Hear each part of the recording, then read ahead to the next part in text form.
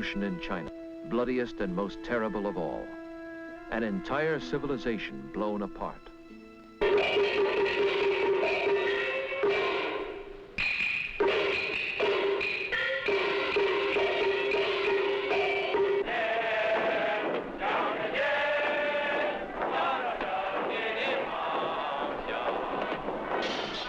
There are 700 million Chinese today, 1/4 of the human race, and they are taught to hate. Their growing power is the world's greatest threat to peace and life.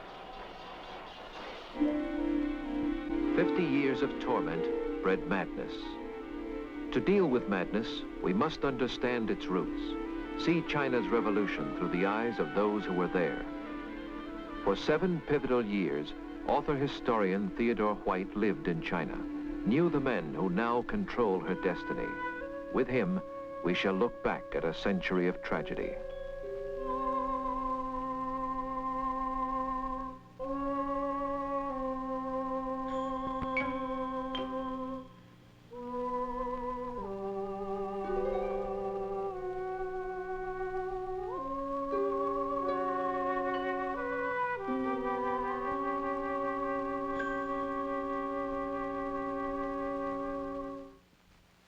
For 18 years, we of the West have been excluded from China.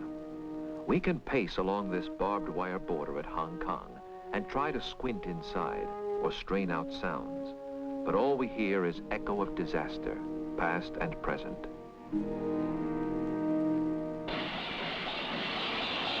When we ask why, there is no other book of answers but the history of this century.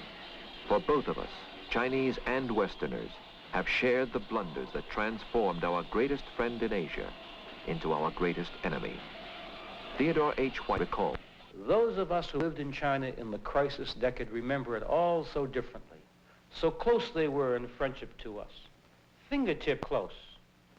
And now their fists are balled in anger.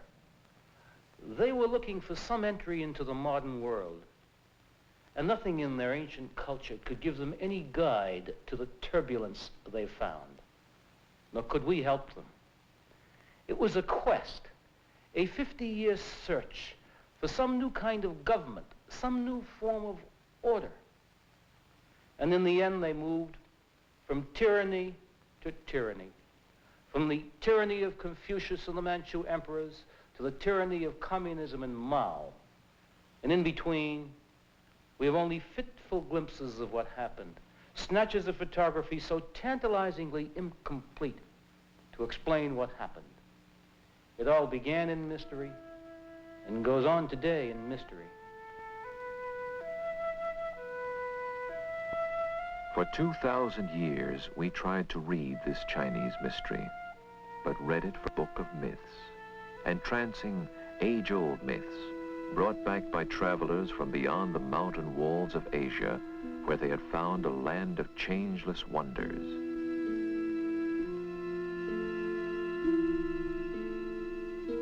A strange serenity of spirit graced its hills with beauties. Bridges arched across the rivers as much to soothe the eye as help the wayfarer.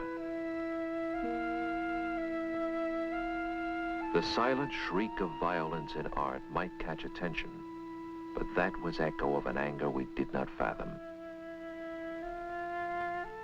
The same mythical serenity rested on all the fields of this land of peasants, a biblical rhythm carrying men from sowing to harvest, from birth to death, in apparent contentment. The old myth held that China had solved the great secret of government. Confucius, half god, half sage, had taught order and duty. These make government. Each man fixed in place, bound in obedience to those above, as those above were bound in obedience to the will of heaven. The emperor they called the Son of Heaven, Tianzi, because only he interpreted the will of heaven in his land. For 1,500 miles ran the Great Wall, sealing in a nation so proud it knew itself only as Zhongguo, the Central Kingdom. All other men, barbarians. For 2,000 years, behind this wall, proud China knew herself invulnerable. For centuries, China let barbarian Westerners dock only at Canton to buy her precious silks, her porcelain, her tea.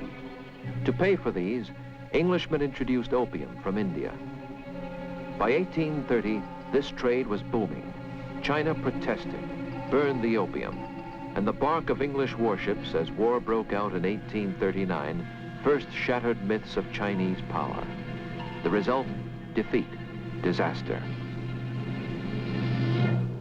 Aboard a British warship in 1842 came humiliation, with China forced by treaty to yield Hong Kong outright and open 4 more coastal cities to British merchants and their opium.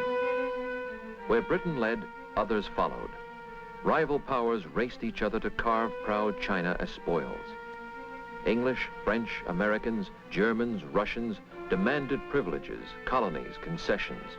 In 60 years had won the right to govern, try, punish Chinese in their own land.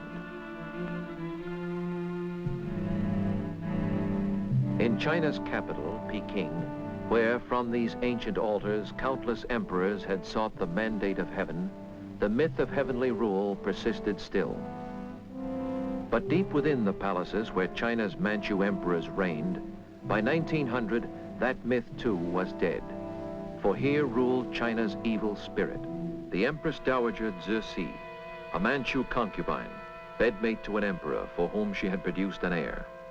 A woman with a gift of malice, said to have poisoned her own son upon his throne, installed her infant nephew as emperor, killed his mother, had then imprisoned him in 1898. An ignorant woman, but unchallenged ruler of the empire. Her court, a whispering of ladies-in-waiting and eunuch favorites. Chief among them, eunuch Li Lianying, as depraved as she. When told China needed ships to fight the foreigners, they used naval appropriations to build a marble pleasure boat in a nearby lake. Only one conviction bound her to her people, hatred of the contemptuous foreigner who tramped her land. 1,000 villages deep in China mirrored her primitive hatred of the foreign devil. Moreover, their passions had found flag and leaders as a secret brotherhood, the Boxers, began to flourish. Kill the white man, burn his mission, said the Boxers, claiming magic charms could make their bodies impervious to Western bullets. With the Empress' consent, in early 1900, they began to kill. One of America's great novelists, then a missionary child, was at the time in China. Miss Pearl Buck recalls, the Empress Dowager had issued an edict that all white people were to be killed, and many had been killed, especially in the north, in Shandong, where men, women, and children, missionaries and business people too, had been killed. But we were so fortunate because we lived in the province of Jiangsu, and we had a very good viceroy, an intelligent man, and he knew that it was folly for the old empress to think that she could gain anything by killing the missionaries and the business people, because there would be terrible retribution. And so he was so courageous as to insert a negative, a no, a not, into the imperial edict, so that it read, we were not to be killed. And that's what saved our lives. Here at Peking, within these massive walls, for almost 2 months, 3,000 foreigners and Christian converts gathered under siege to fight for life. Their sandbagged embassies a bastion against Boxer fanatics. From around the world, navies rushed troops to raise the siege. Britons, Americans, Russians, French, Germans, Japanese raced with field guns and modern rifles, whose bullets no Boxer magic could resist. Victory was swift, punishment ruthless.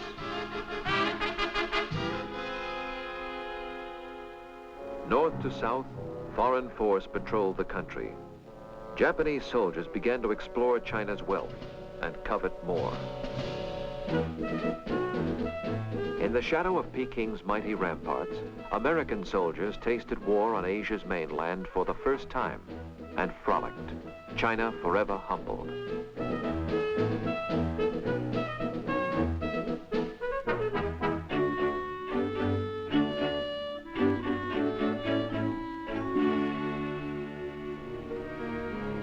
Foreign diplomats and generals debated China's fate.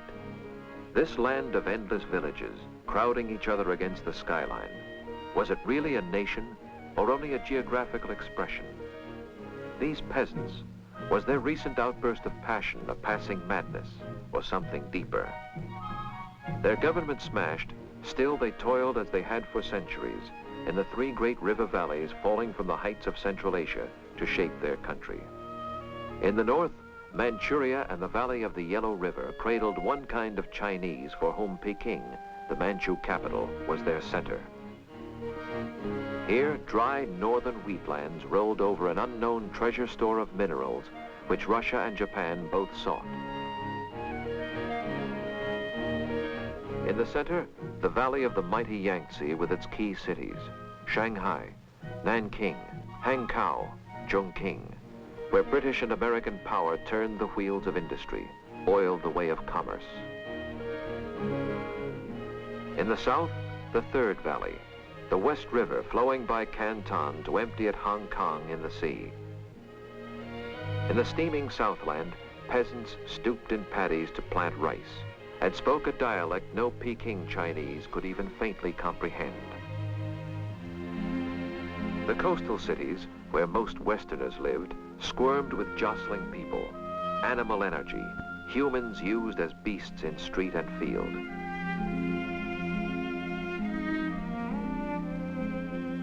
Most still wore pigtails, forced on them a symbol of submission to the Manchu dynasty and its son of heaven.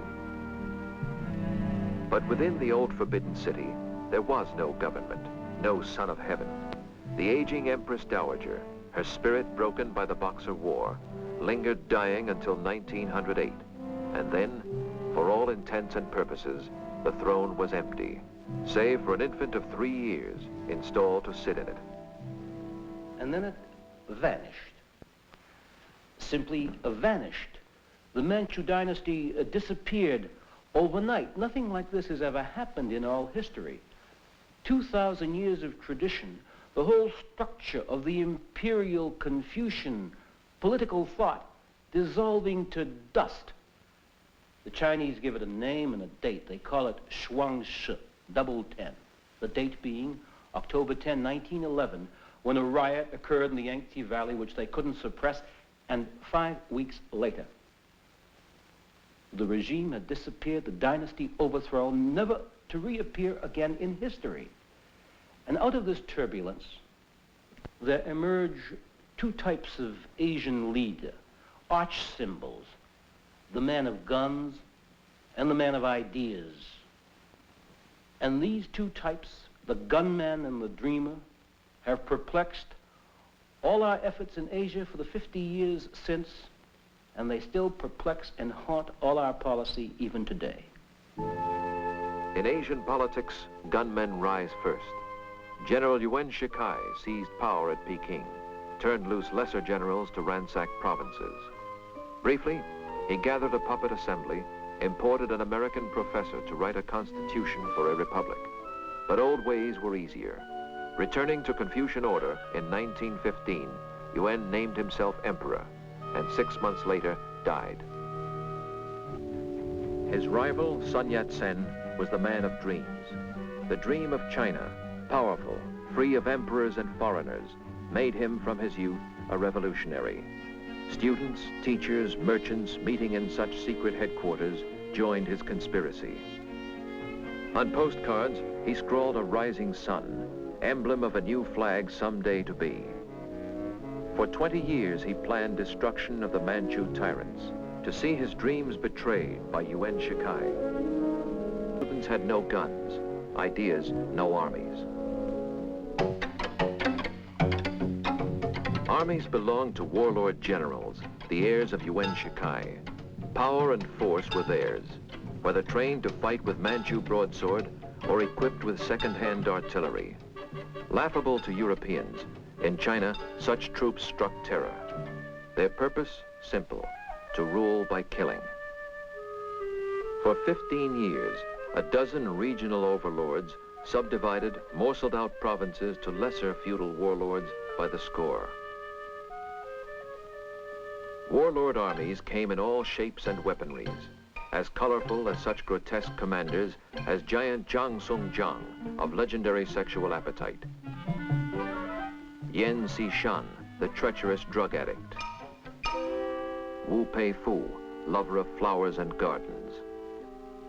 They never thought if it rained, they thought it was foolish to go out in the rain and fight. So if it was a rainy day, you were quite safe and comfortable. And then, of course, they all usually began it at a certain time. They seldom began before 10 o'clock after everybody got his good breakfast and all that. They always took off for lunch.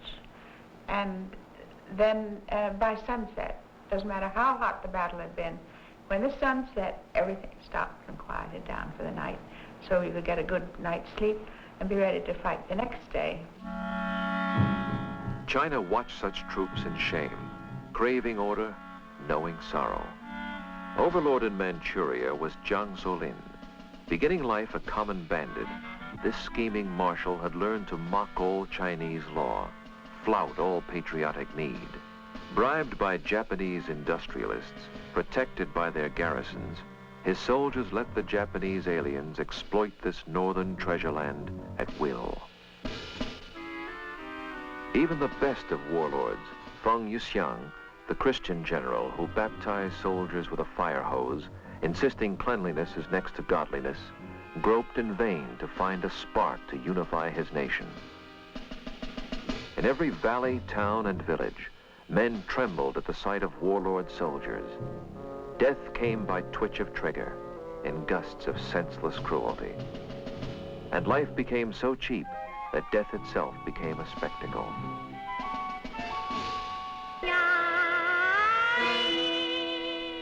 Children, growing up, became inured to violence, a culture of scholars transformed by killing.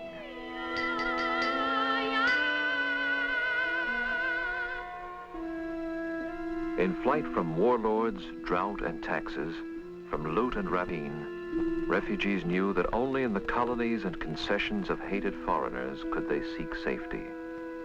Here, beggars for their bread, they might find mercy. A former State Department officer, Ernest Price, remembers China in the mid-20s. We hit the country at a time of terrific heat wave, and at the same time drought in the great valleys. As our train pulled through this area, little boys at the stations would come out pot-bellied, spindle-legged, and holding out their hands and saying, "Da lao ye, da lao ye, please, master, please." We were horrified. We never had seen anything like it. And one of our legation officials said, "Now, boys, I want to tell you something. Don't let this get under your skin, this sort of thing. You're going to see a lot more of it in China."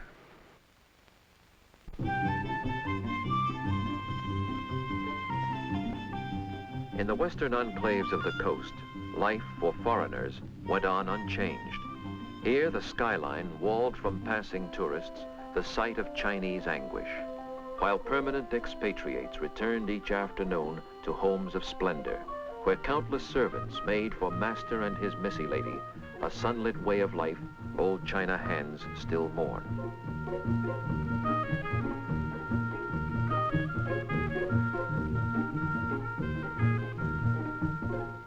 From Shanghai, foreigners controlled most Chinese industries, mines, mills, and railways. They set her tariffs, collected taxes. Prosperity rested as it always had on foreign guns and gunboats, within whose shelter Western pleasures undisturbed rolled on. At racecourses and at resorts, Chinese appeared, as always, servants only. At Western clubs, the tinkle of ice and cocktails rose above the muffled sound of warlord guns outside. Yet even in Shanghai, if one listened, one could hear another note. In the streets, students were calling for revolt, middle-class youngsters, yet their message caught the ear of workers too. By 1925, a ferment unsettled every major city. Symbol of all protest was Sun Yat-sen, who called on China to slay the dragon of imperialism. Slowly, through the early 1920s, Sun Yat-sen had somehow built a government, won a tiny southern foothold at Canton, ringed by hostile warlords. By 1924, the aging revolutionary had learned ideas and guns must go together. Ideas he hammered into three principles called Sanminjuyi. First nationalism, next democracy, then socialism. To his nationalist party, the Kuomintang, he now insists to conquer China, they must fight to throw the warlords and imperialists out. They will get guns, for he has found them. Spurned by the West, in 1923, he tells the New York Times, "We have lost hope of help from America, England, France. The only country that shows any sign of helping us in the South is the Soviet government of Russia." Flatly, this report concludes, the prevailing foreign estimate of Dr. Sun has been that he is a dreamer and therefore dangerous. Arch symbol of Russian help is Michael Borodin, veteran agent of the Kuomintang, who brings the guidance of the Bolsheviks to Sun's dreaming.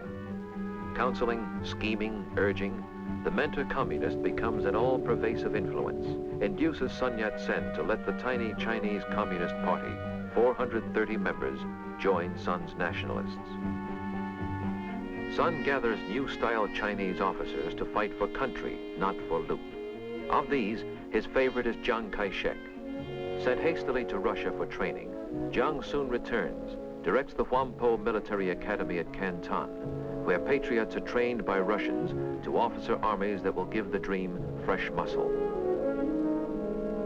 Some scholars say that at this point, the Chinese leader recoiled at communism, prepared to break with Russia. But no one knows, for in March 1925, death cuts across the revolution. Sun dies of cancer. Mandarins, scholars, warlords, soldiers file by his bier in homage. All claim his message as their legacy, scuffle for his mantle. A year's turmoil thrusts up the air.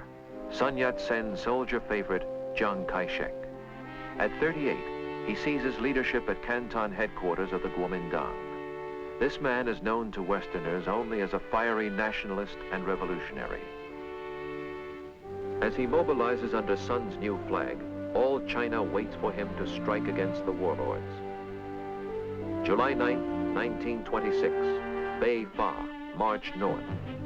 Against Chang's slim divisions are marshaled 500,000 warlord troops. A political earthquake rends the land, for these are soldiers of a different kind.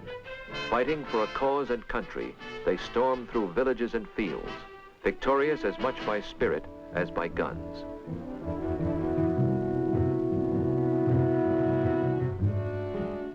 Accompanied by Borodin, a Russian staff, their wives, Chang's headquarters pushes north by train.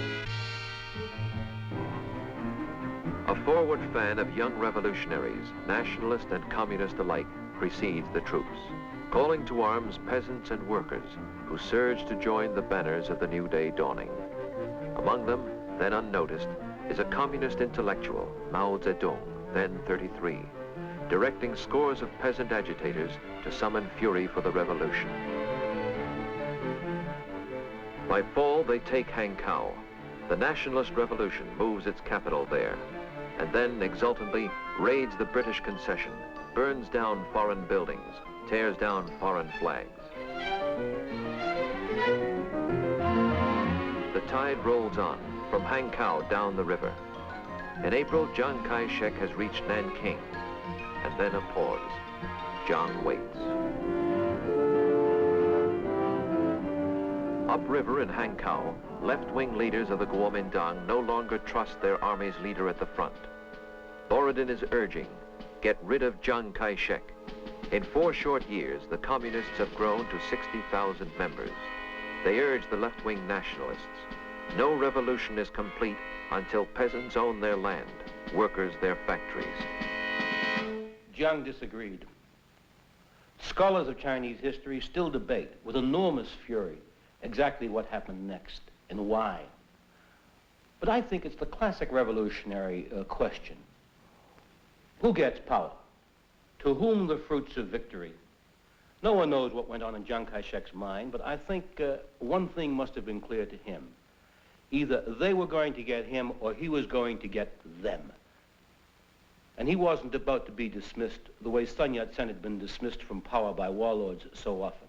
It was a question of who would strike first, and he struck first. April 12, 1927 in Shanghai was the night of terror, as Chiang's troops rounded up and butchered hundreds of communists, students, union leaders, anybody they suspected. And when the day rose, he was in complete control of all the lower Yangtze Valley. And after that, for months and months through 1927, it becomes a great big bloody boiling stew as left-wing and right-wing fight and warlords get into the act and communists try to stage uprisings, and it all ends, it ends in tragedy. Because for so long, this country, torn apart, had waited for a government to give it unity and dignity. It expected so much of this revolution. And now they found that revolutionaries can be butchers too. And this long, tormented quest for a new order was to end in this squalor. And it ended finally in December 1927 in Canton, when, on orders from the Kuomintang, the communists attempted to stage a massive uprising and seize that industrial city, and the Kuomintang struck back with counter-terror. Professor Earl Swisher witnessed the event. The nationalist forces came in on Tuesday afternoon. There was fighting and burning of parts of the city during the night, and then the mop-up came on Wednesday morning, after the coup had lasted only about 48 hours. Identification of communists was a very simple matter. They had wrapped red kerchiefs around their necks to identify them as communists, and when the coup collapsed, these were hurriedly stripped off to remove the identification, but in the rather humid climate, the red scarves left marks on their necks, and so that a communist was anyone with a red neck. The destruction of communists was a very simple process of rounding up everyone with a red stain on his neck and executing it. Some thought communism in China forever quenched, but Mao Zedong did not. He had escaped and watched in hiding. He would return to fight another day. In the cities of the Yangtze, children and teachers, businessmen and soldiers pulse to Chang's call. To north, south, and east, warlords still ring him round, but the winds of fortune favor his expansion. May I introduce to the audience the President of the National Government of the Republic of China. Long live the Three People's Principle. Long live the revolutionary spirit of the nationalist China. A fresh new face enters his life, the beautiful Mei Ling Sung, sister of Madame Sun Yat-sen, American-trained, Wellesley educated. Chang takes her hand in marriage. She is to be a major shaping influence in all his future thinking.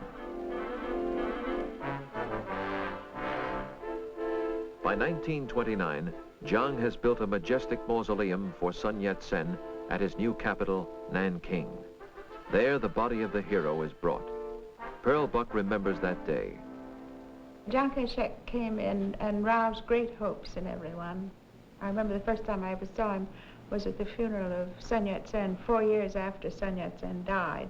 His embalmed body was brought to Nanking to be buried in the great new tomb on the mountain there. It's the first time I saw him face to face, a very striking man with very striking, bold black eyes.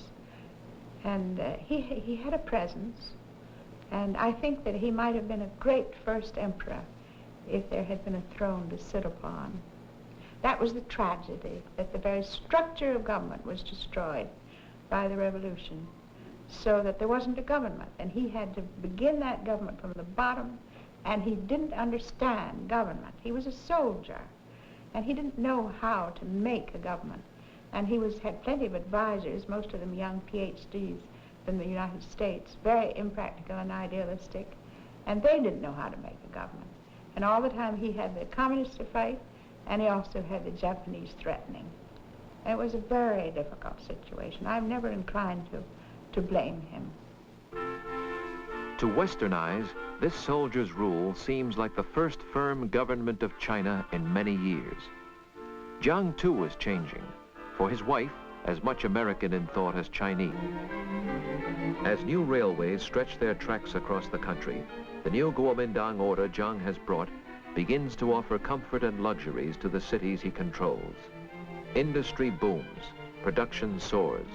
Engineers and young industrialists find, for the first time, careers opening to modern talents. Universities flourish, parade their graduates full of hope. In cities, department stores begin to offer Chinese taste of every modern wear. Modern dress takes subtle hold on Chinese fashion, while rich Chinese, in centers like Shanghai, begin enjoying privileges until now saved for foreigners. In my arms, dear, away from home, dear, we'll let the rest of the world go by. We'll make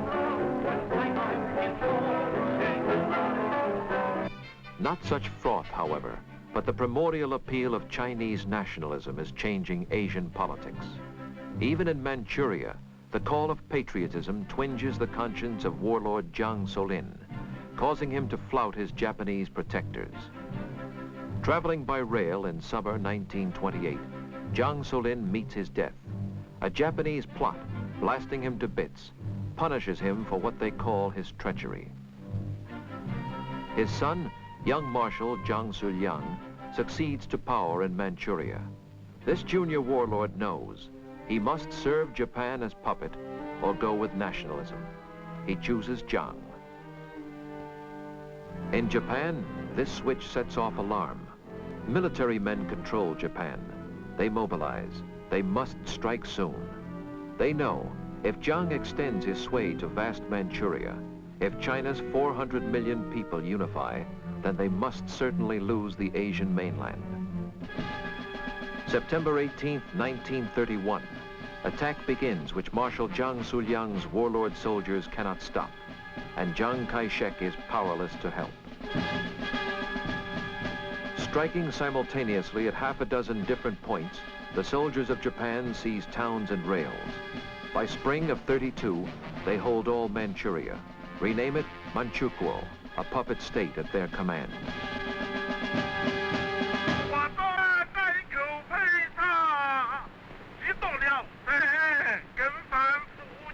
Rage sweeps China. Generals exhort their troops to stand by for the counterblow, demand a war of national resistance to Japan, right now. For Jiang, the problem pinches. His foot soldier armies may be stronger than old warlord armies, yet they lack tanks, have old artillery, are just beginning to understand the airplane. He knows they cannot match the modern weapons of Japan. Not only that, he leads a nation still divided.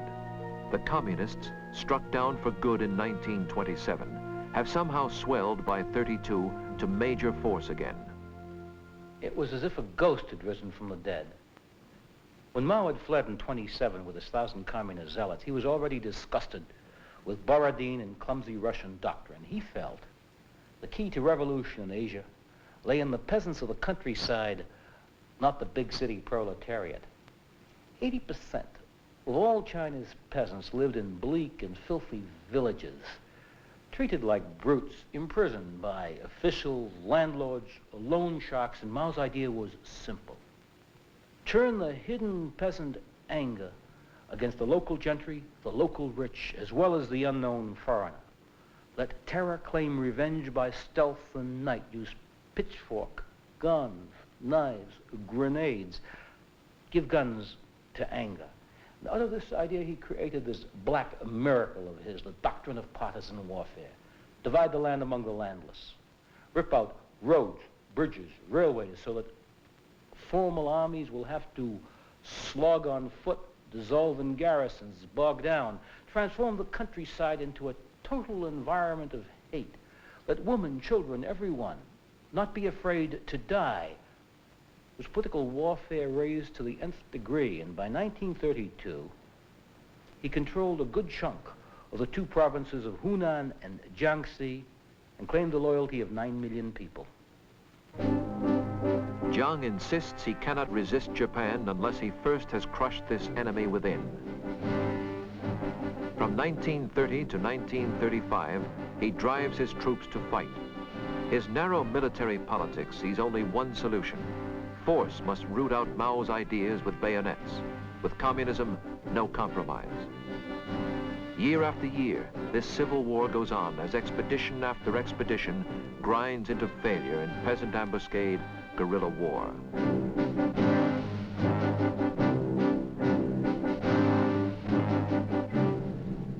An American newsreel of the early 1930s innocently reports this nameless civil war. Troubled China turns on the enemy within her gates. These bombing planes of the Nanking government get ready to attack the rebel strongholds in Chiang. Contact!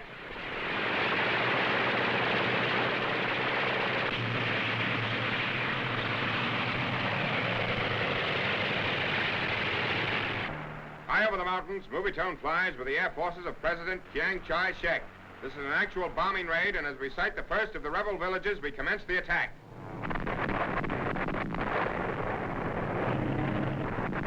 Chiang Kai-shek is making desperate efforts to unite the various provinces of China, many of which are torn by internal dissension. And if he can't do it one way, he tries another, including bombs.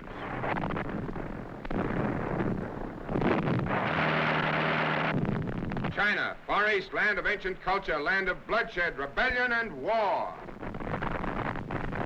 By 1934, Chiang has forged a blockhouse ring around Mao's communists, and squeezing ever tighter, feels certain they are trapped. One of the most amazing episodes in history. As Chiang squeezed, they oozed, dissolving into tiny bands, they oozed through his fingers. In October 34, 90,000 men and women set out. Not just an army, but a government, an idea, carrying all their records with them on these little yo-yo sticks on what they called the Long March. It's a 6,000-mile trek they made from Jiangxi and Hunan, south to Guizhou and up to the Guizhou Plateau, and up across the foothills of Tibet, and then down again out of the mountains, down into Shanxi, where in these dry and windswept hills, they made their base. 90,000 had set out. They arrived a year later in October 1935, 20,000 left, and there they were to dig in. This is how Westerners saw them in these yellow barren hills, where, calling peasants to their cars, they finally fended off Chiang's pursuit. In 1936, however, Mao's line changes. He calls for unity against Japan. Rich and poor must stand together, an end to civil war. Nationalist, communist, warlord, all must stand as brothers against the alien threat. This new line appeals to millions, but not to Chiang Kai-shek. He, his inner councils, and his generals persist. Final mop-up of the communists must still go on, entrusted now to friendly warlords in the north.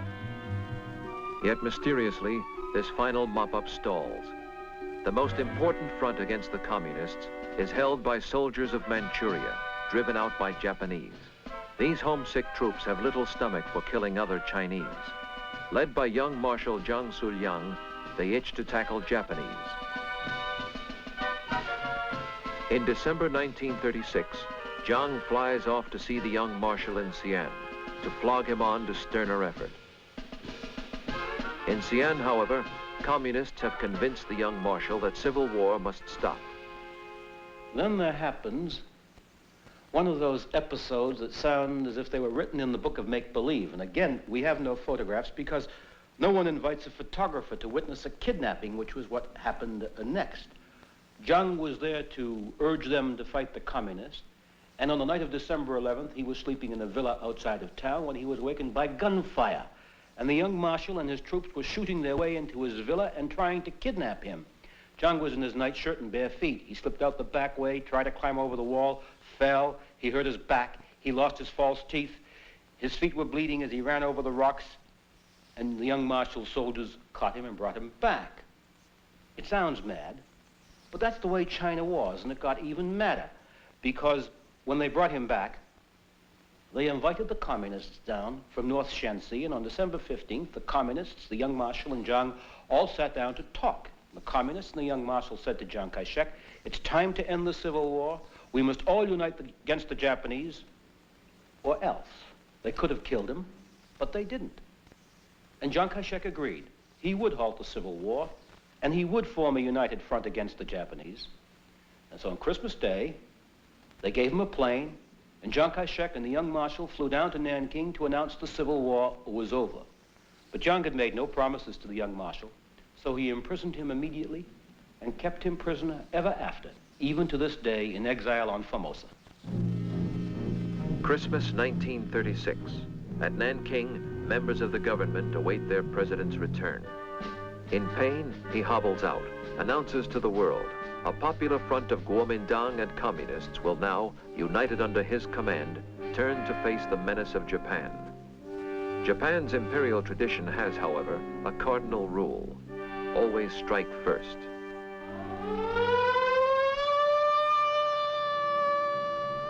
July 1937.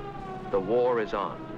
The Japanese now seek total conquest, not just another chunk of territory. They blast the heart of China in the Yangtze Valley, with Shanghai firstness.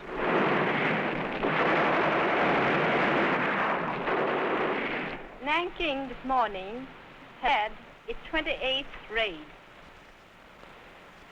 I am speaking to you just as the echoes of exploding bombs have died down. Death comes from the clear blue sky, just as it has come to thousands of our innocent people throughout the length of our land.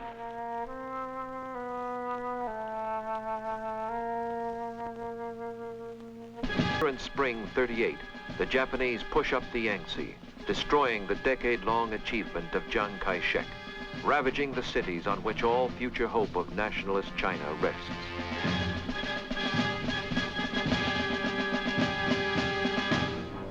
In the north, a different vision of tomorrow's China guides the communists. In a village in a mountain gulch, they make a capital, Yan'an. Headquarters have paper windows, furnishings of bamboo. Their troops are called the Chinese 8th Route Army. But the united front dissolves. Red generals ignore Chiang's orders. Their strategy makes an independent war against Japan. In rear areas like Yan'an, soldiers raise their food. Mao himself grows tobacco.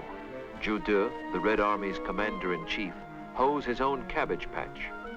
Peasant women spin and sew the cloth for uniforms. Fashion straw sandals for the soldiers. The mind of Mao Zedong sees warfare differently from other men. I remember Mao Zedong saying to me that Americans thought the communists would lose, that they saw the communists in the hills of Yan'an walking around with straw sandals, a ragamuffin army, and he said that any wise European who had seen George Washington's people at Valley Forge would have said that George Washington was going to lose.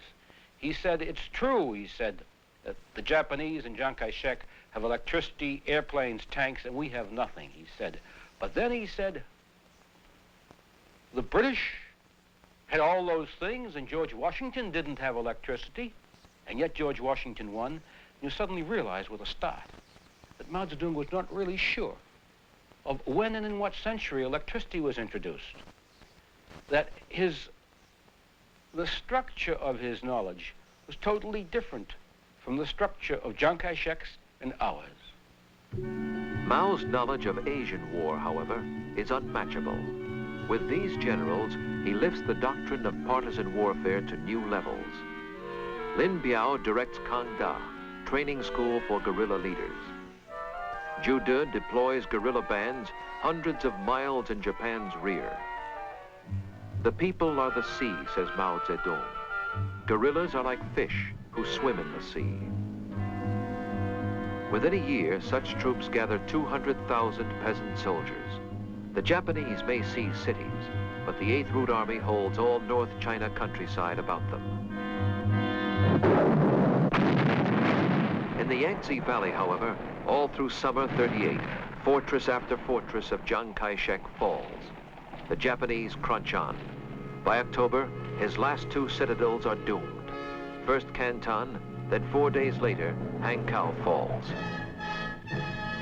Killing prisoners, spreading horror where they go, the Japanese convince themselves that sheer stark terror will now at last persuade the nationalists to quit.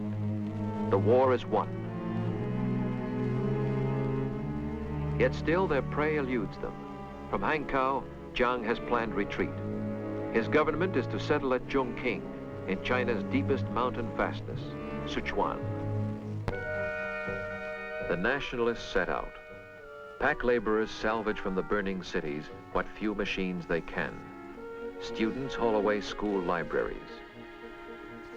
Beyond the mountains lies the safety of the Sichuan Basin, its only entry by the cleft the Yangtze cuts. A steeper climb, say Chinese poets, than the climb to heaven itself. Retreat continues all through winter, expression of a will to fight that no disaster has diminished. Up through these gorges, they pull or pole their boats, until finally, in 1939, the rearmost echelon of the sad procession drags through.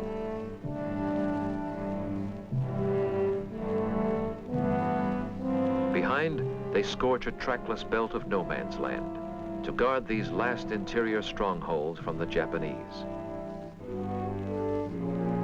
Chongqing is now the wartime capital, a city of another age, almost unchanged in sight or smell or sound from Manchu China. And here, among these backward peasants, the government digs in. Spurning all Japanese peace proposals, the Chinese brace themselves for certain havoc. And in the spring of '39, it comes.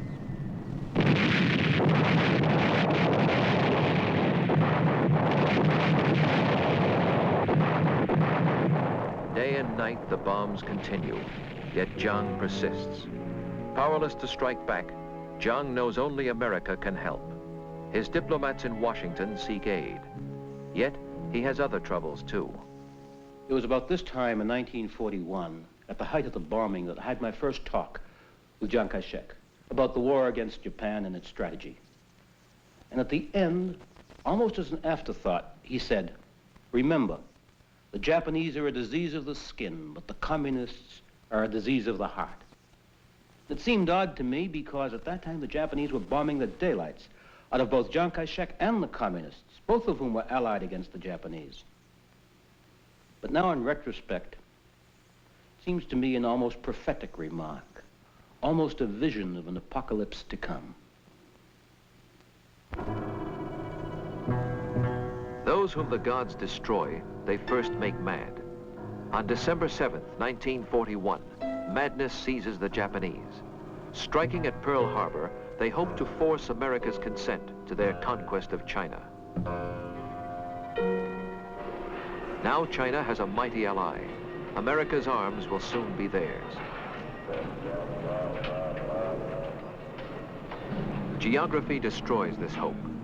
Supplies must crawl across the ocean to get to India, then be flown to China across the Japanese blockade. American pilots brave the topless Himalayas to fly the hump and carry what they can, yet average only a few thousand tons a month for the army of 4 million Chinese soldiers. Feeding an elephant with an eyedropper, an American veteran calls it. Discouraged Chinese leaders say, our arsenals make only 15 million bullets a month, just 4 per soldier. How can we fight? Americans discover there are other reasons for poor Chinese morale. Graft in their armies, generals corrupt, incompetent. The soldiers ill-shod, underfed, and sick. Major General Frank Dorn recalls his training mission at the time. A visiting American general from Washington asked me if he could see some Chinese troops marching on the road. So we drove out, and the first thing we saw, of course, was that the majority of the men had dogs of one kind or description, size, anything that they could have stolen along the way, on ropes, on leashes, on anything. And he smiled and said, here they are, the GIs the world over. They all love dogs. And I said, yes, they certainly love these. And he wanted to know what I meant by that. And I said, well, this is their rations. When they run out of rice and other food, the dogs go into the cook pots. Commanding General for America is Joseph Stilwell. A soldier's soldier, his mission is to train a Chinese army to strike back. In India, training thousands of Chinese flown back across the hump, Stilwell learns to know their true ability. But he grows bitter at their government, which cannot nourish them. He feels they can attack and win if led by honest officers, insists that Chang reorganize his army to throw incompetence out. In Chongqing, this pressure irritates the Generalissimo. He knows that victory is guaranteed by efforts of his allies. His thoughts are on the aftermath of victory, the final struggle for power yet to come. A weariness of spirit seeps through his government. Something fades. They wander alien through this anachronistic city. The fronts are far away. America's flying tigers guard the skies. Their background of big city life cuts them from direct involvement with these peasant people. Little luxuries, little pleasures occupy too many minds, too long exhausted by the years of sacrifice. Yet nonetheless, the prestige of Chiang's government grows.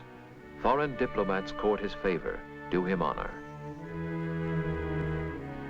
In 1943, at Cairo's Wartime Summit Conference, he sits with Roosevelt and Churchill, accepted now as equal of the great, consulted on the strategy of global war, assured of China's freedom, China's greatness in the post-war world. From Yennan's tawny hills, the communists watch all this and brood. Unrecognized by foreign powers, they know their strength is growing. Not foreign aid, but peasant emotions give power. And Mao too is hardening. Like Chiang, he thinks beyond the war to what must follow. 20 years of flight and fighting have toughened him to hardship. But his memory too is scarred. By Chiang, by white men, Russians and Americans alike. He's been right so often when others made mistakes, his truths become for communists a holy script. Colonel David Barrett, chief of the American military liaison team in Yan'an, watched all this and recalls, they emphasized that they had to give the troops political training because the political consciousness of the peasants who made up the Chinese Communist armies was very low. So therefore, they said, we have to give them political training. I told them, I said, in the United States Army, we look with disfavor on giving political training. We think we should devote our whole time to military training. Well, they said that is not the case in our Army because we consider military training and political training as equally important, and one cannot be neglected for the other. Zhu De agrees with Mao. Power is what comes out of a muzzle of a gun. But ideas, politics, must motivate the man behind the gun, a concept the nationalists only dimly grasp. Theodore White recalls how powerful communist motivation could be. I went with a group of Chinese nationalist guerrillas who were organizing resistance behind the Japanese lines. And there was a young nationalist lieutenant and 2 horsemen and myself, and we traveled behind the Japanese lines for, oh, I'd say 2 or 3 days, and then the Japanese flushed us. And we ran like mad. And they chased us all day, and by the time we arrived in a mountain village at night, the horses were completely worn out, saddle galled and their flanks heaving, and we were as tired and just as scared. And we asked the villagers to give us water and fodder for our horses. And I heard the young Chinese officer say, "Woman Shabalu Jun, we are of the 8th Route Army." And I said to him, "Look, we're nationalists, not 8th Route Army guerrillas." And he said, "Shut up. If we tell them we're nationalists, they won't feed our horses or water them." It was the first sense I'd ever had of the political grip the communists had acquired on the minds and the hearts of the people in the occupied areas. As war wears on, American aid increases, and Chiang is pleased.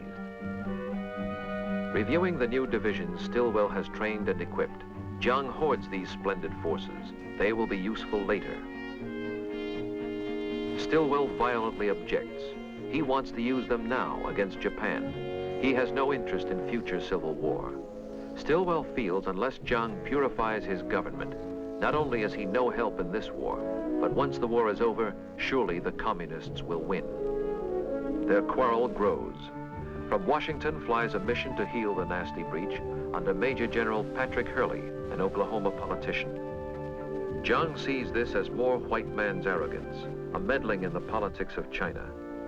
No compromise is possible, and Stilwell is relieved of command in 1944.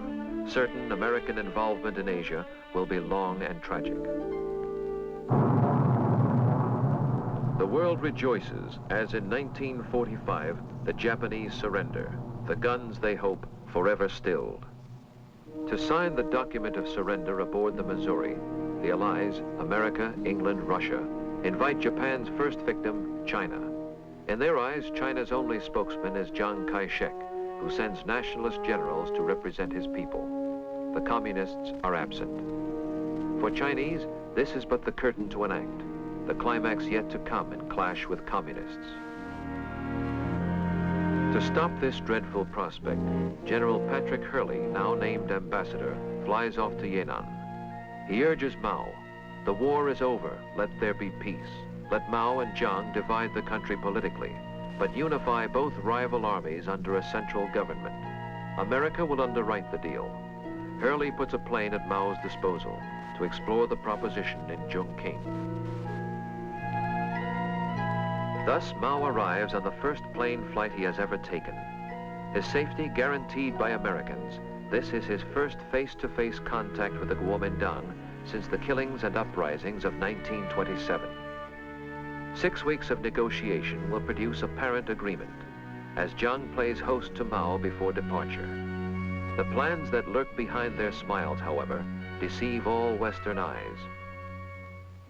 For in the field, a race is on.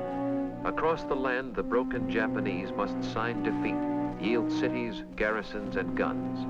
But which Chinese will take the guns and occupy the cities, communist or nationalist? Emplain their troops to seize the cities of the Yangtze Valley. This ease of movement will lead them on to larger appetite, dispersion of their forces up from the Yangtze to seize the cities not only of North China, but beyond, Manchuria with its vital industry and rails. Nor will the communists sit still. Together, Mao and Zhu, like Chiang, decide the key lies in Manchuria. They choose Lin Biao as field commander to make the dash. From Yan'an and North China, they will strike east and north, while Chiang is readying troops to move from Yangtze ports and airfields. By foot and pack train, Lin Biao sets out.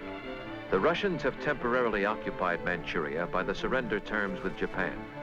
Communists expect to get from Russians surrendered Japanese equipment and guns and hold the countryside before Chiang arrives. The rumble of inevitable clash causes America to replace Hurley with General George Marshall. This architect of global victory is sent to save the peace for which so brilliantly he labored. Received by Chiang Kai-shek, Marshall gropes for American solution to the bitter revolutionary surges of a strange Asian nation torn by barbarisms a generation old. To his Chongqing headquarters, he invites a communist delegation led by Zhou Enlai, chief communist negotiator, to meet with Chiang Kai-shek's spokesman.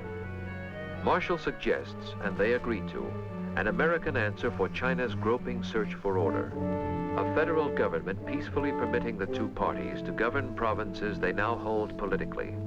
Freedom of speech permitted everywhere, and disputes resolved by talk, not guns. In January 1946, both parties celebrate a truce with a handshake. No paper truce, however, can mend a nation ripped apart by 50 years of killing. Within 2 months, troops are on the move again.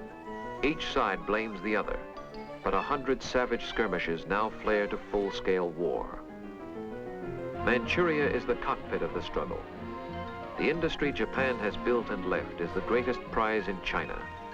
Chiang's American-equipped troops seize all major cities to find a hollow triumph.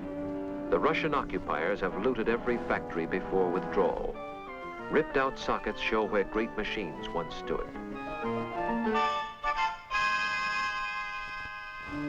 For Mao, the fighting in Manchuria is prelude to the climax of his theories. The day when guerrilla bands group into formal armies and shove frontal combat at a weary enemy. He fights for more than safety now. His ambition seeks to mold all China to his theories. I asked Mao Zedong what their policy was with regard to freedom of the press, and he said they believed in absolute freedom of press and absolute freedom of speech, and it wasn't going to be like Chongqing when they won. Everybody would have the right to say whatever he felt. There wouldn't be censorship the way Chiang Kai-shek had in Chongqing. So I said, you really mean that? And he said, of course we mean it. And I said, do you mean that if you come to power, anybody will be able to print anything he wants in a newspaper or publish any newspaper he wants? And Mao Zedong said, of course, he said, except for enemies of the people. Nor did he ever define, and I was too young to ask him to define what he meant by enemies of the people. Obviously, now it means anybody who disagrees with him. In summer 46, Chang returns his government to Nanking, and once again, as 17 years before, reports the victory of his cause at Sun Yat-sen's mausoleum. The fighting in the north is only distant thunder in the Yangtze Valley. American advisors urge he seize this moment to win the hearts and firm the loyalties of his people by new reforms. Thus, in Nanking, Chang convenes a Congress to write a modern constitution, in one last try to govern China by the order Sun Yat-sen has preached. But the thrust of all his background is still military. His troops must win by force of arms. With American arms, he feels the communists can be crushed, but his troops dig in to garrison rail junctions, cities they have occupied. American advisors insist such static defense is major error. They say he pins down his best divisions where communist guerrillas will isolate them. Queen city of Chiang's victorious China is Shanghai, restored at last to Chinese rule, all foreigners' concessions wiped out. While battle flares in the northern provinces, Shanghai seems to thrive.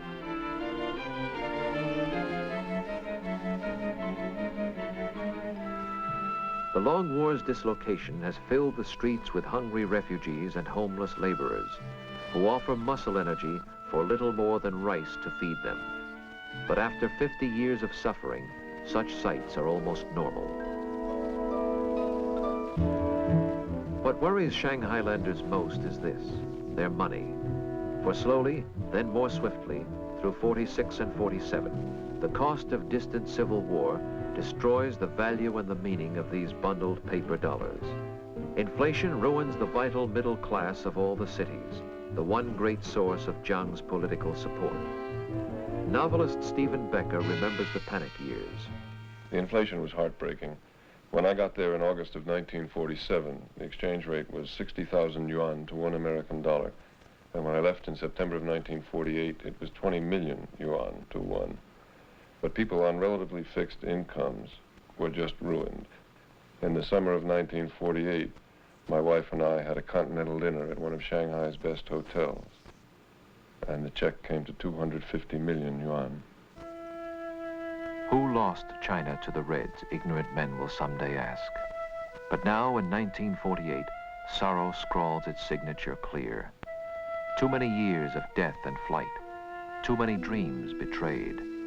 To weary minds, peace, an end to roaming. Now submit. Peace, they say, accept our mastery, and peace. Land, they say, to landless peasants, refugees. Join us, they promise, and the land will be divided. All through North China slip their cadres, calling meetings to share out the landlord's fields, which soon they plan to snatch away again. In summer 1948, Mao makes his master move. Assault by frontal armies in Manchuria. Guerrilla bands emerge from hiding, form up in full divisions, equipped with captured tanks, artillery, and guns. Chiang's garrisons are isolated by ruptured railways, hostile peasants. November 1948, Manchuria falls. Panic begins among the cut-off nationalist garrisons in North China. Surrendering by scores, then thousands, then full divisions, the equipment America has given them falls to the Reds. To America, her second homeland, flies Madame Chiang Kai-shek in November 48 to make a last appeal for further help. But Harry Truman has had enough. Reluctantly, he tells her American involvement must end. And now the nationalists, pursued by wrath, as they in years gone by did once pursue the communists, gather at Suzhou, last bastion guarding access to the mighty Yangtze's valley. For 2 full months, Chiang's troops fight on.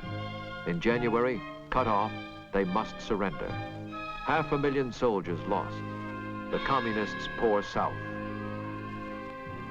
His spirit heavy burdened, Chiang resigns his leadership, hoping other men may court the communists for better terms. On April 1st, the nationalists send emissaries to Peking to plead with Mao Zedong. But they have passed the point of no return. No mercy, say the communists. The new mandate of heaven requires all nationalists to lay down arms within 3 weeks. 3 weeks later to the day, the communists uncoil to cross the Yangtze. First target is Nanking, the hallowed capital of the Kuomintang. But in that capital, the will to fight has turned to dust. No man will stand the ramparts. Abandoning positions, troops trudge away as silent people stand and watch. Too many warring armies have passed this desolate way to make them want to fight for any faith or any politics. No mainland refuge now remains, and fleeing nationalists embark what troops they can to cross the ocean for the island of Formosa. Shanghai hears the message clearly as foreign businessmen board up their shops. Go now, go quickly, for communism marches. Take what you can, but flee. In pell-mell haste, the Western powers evacuate the city they have built, for good and bad alike must leave. The businessmen come for profit, as well as missionaries come to heal, must say goodbye, as out the Yangtze steams the last of Western influence, and farewell to a century. May 27th, 1949. Down Shanghai's princely avenues, the pleasure boulevards of yesteryear, rolls the victorious red tide. In 6 more months, all China will submit. Red Star triumphant, hoisted over the world's most ancient nation. Silently, the crowds observe their newest conquerors. Today, in 1967, the marble altars of Peking still beseech the will of heaven as always. Chinese still gather here to listen to the voices that interpret heaven's will.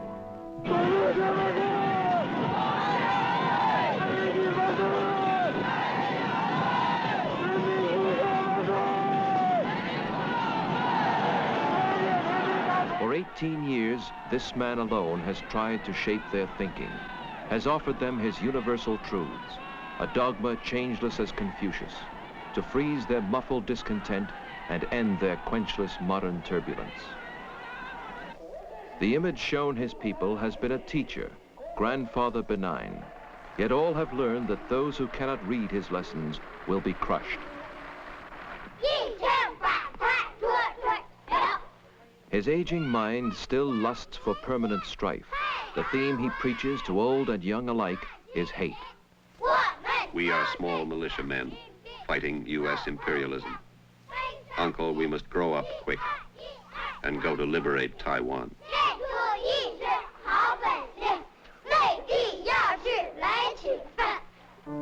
Taiwan, the object of their hate, we call Formosa. This rocky island, 90 miles off the mainland, has many meanings. To statesmen, it is the last remaining redoubt of the Kuomintang, where Chiang Kai-shek with American arms has re-equipped an army 600,000 strong and dreams reconquest. But Chiang is pawned to American policy. He cannot move these troops or fuel them unless America lets him do so. Now 80, Chiang Kai-shek bespeaks for mainland China another threat. To Formosa in his flight, Chang has carried the ancient Imperial Museum of Peking, the treasures of 800 years of Chinese art, symbol of another China, beauty past. It is this echo of the past that has bedeviled Mao, who seeks erasure of all past. Yet how Mao's struggle goes, we cannot tell. At the American consulate in Hong Kong, there are cascades, mountains, piles of translations that come in from the Chinese. And these are sandy, gritty, gravelly little bits of information that are meaningless because we don't know who does what to who in Peking. We don't know how they think or how they make up their mind, because no matter how hard we study China, we cannot predict such a thing as the Great Leap Forward in 1958. We can't predict such a thing as the Red Guard purge of 1966. It's as if there were a struggle of sea monsters going on, deep, deep beneath the surface of our vision, and only these bubbles come to the surface to tell us that these are terrible struggles, but we don't know what they're struggling about. Today, in total ignorance, we strain to know of China, as once our ancestors strained to peer across the mysterious wall, not knowing myth from fact. We know industry grows. Steel production swollen 10 times to 12 million tons a year. Light industry soaring. But what comfort it gives the people, we cannot judge.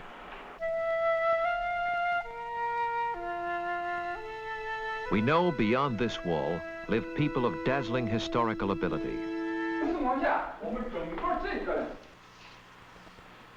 The forefathers of these students first invented paper, printing, books, gunpowder, the clock, the compass. In 1967, they loft rockets. In 65, they synthesized insulin. In 64, they unlocked the atom secrets. From behind the wall rise boastful statistics. But we know that China's people hunger, have barely survived one of the worst famines in all history. That driven by communist cadres, peasants work in communes, today still beasts of labor as their fathers were.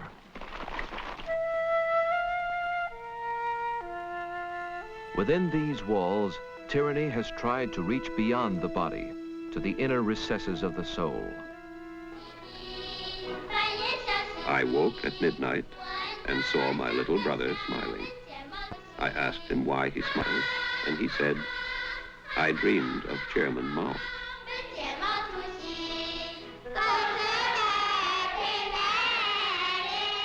The purpose of all learning is to fathom what goes on in Chairman Mao's mind. This mind holds all the truths that ever were or will be. Neither age, nor place, nor class has allowed escape from pounding, the chanting of Mao's litany in railroad stations, in stores, at work. Even those who built the wall so long ago must be forgotten, they have been told. No history but Mao's. The aging leaders who shared the hills of hiding 40 years ago, trekked the long march, withstood Japan, America, the Kuomintang, must now again pass judgment on their revolution. They writhe and split.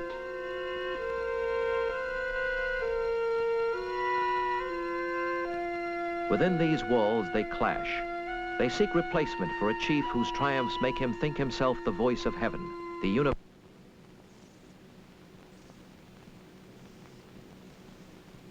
This is their bomb. In 10 years' time, there will be more. The nightmare problem of our time shapes clear: to reach the minds of Mao's successors with reason, before unreasoning bombs take up the dialogue. It does no good to mourn the past.